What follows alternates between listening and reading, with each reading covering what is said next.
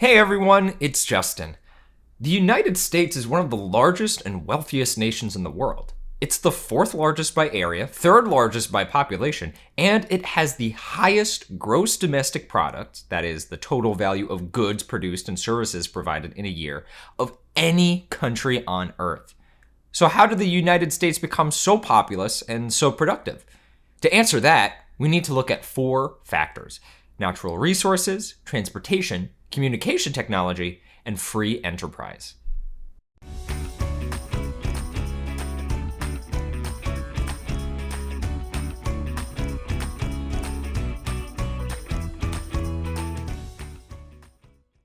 Shortly after English sea captain and explorer Arthur Barlow arrived in 1584 on the shores of what is now the Pamlico Sound in North Carolina, he wrote a letter describing the land as a place where, in all the world, the like abundance is not to be found.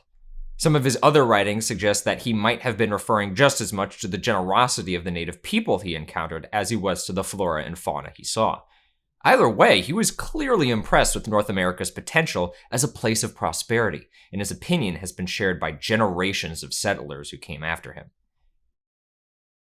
Even before the arrival of Europeans, some indigenous tribes of North America were living in permanent or semi-permanent villages and growing crops such as squash, beans, tobacco, goosefoot, sumpweed, and corn.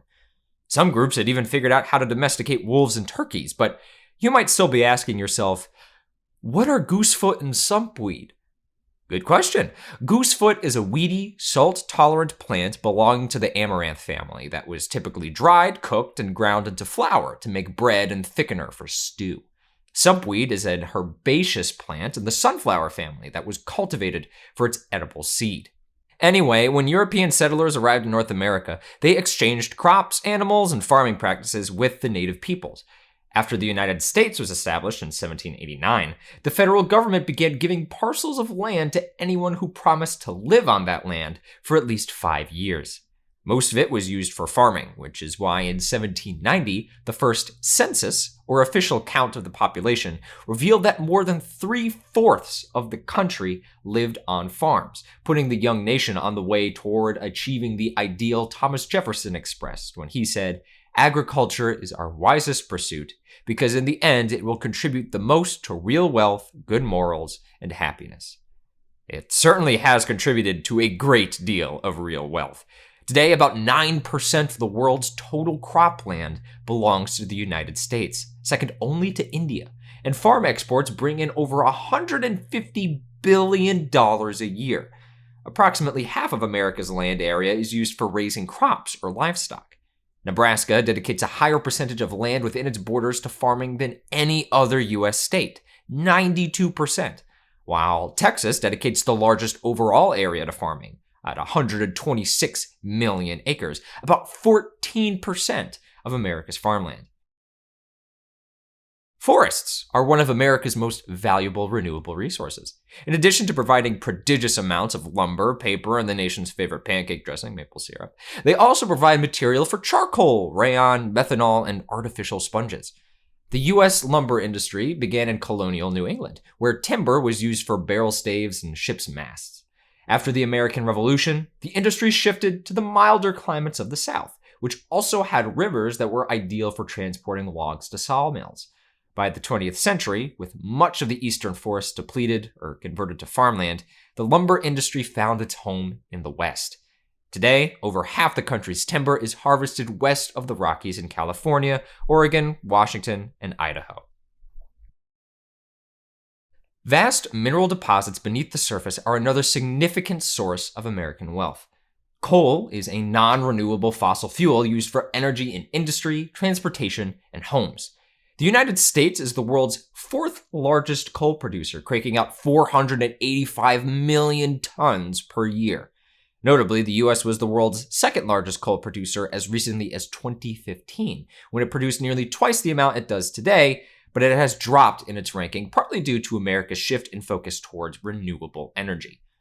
Oil and natural gas, as well as non-renewable fossil fuels, lie beneath the central and western plains and Alaska. These two, the US puts a great deal of effort into extracting, along with gold, copper, lead, titanium, uranium, zinc, and other minerals, many of which are used both in trade and in developing other industries. Copper, for example, is traded, but also used in electrical wiring and electronic equipment. Without its innovations in transportation, the United States couldn't have turned its vast natural resources into wealth.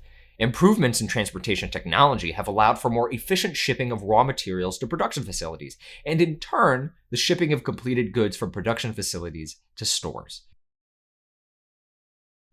In the early 19th century, it could take several weeks for a keel boat to float from one city to another down the Mississippi, and several months for it to travel back upriver.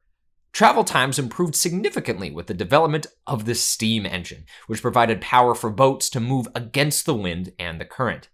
By the mid-19th century, a significant amount of American commercial shipping was conducted by steamboats, many of which made use of a quickly growing system of canals, or artificial waterways, that made water transportation possible where it wasn't possible before.